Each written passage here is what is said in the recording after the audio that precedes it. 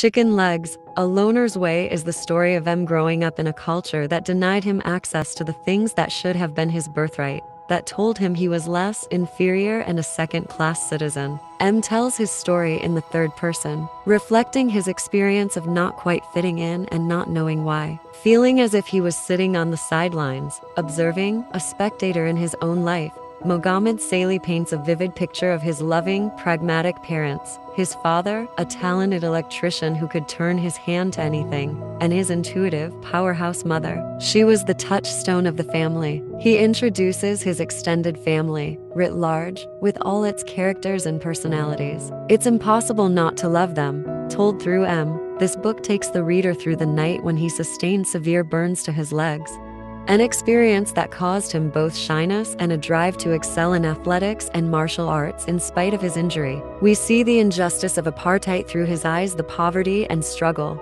the abysmal state of everything from education to roads, infrastructure, and utilities. The privileges enjoyed by the whites are a world away, a world he can only observe from a distance, and yet he prevails in athletics, martial arts, and academia, setting and surpassing one goal after another through sheer determination and commitment. Chicken Legs, A Loner's Way is also a window for neurotypical people into the world of autism and Asperger's. As a female with autism, I found M's experience from a boy's perspective interesting. Anyone on the spectrum will see themselves to some extent. But as the saying goes, when you meet a person with autism, you've met one person with autism, so varied are the characteristics. Certainly, there are differences between the male and female experience. Autistic females are harder to spot and diagnose as we're better equipped to mask, mimic, and communicate. I thoroughly enjoyed this book.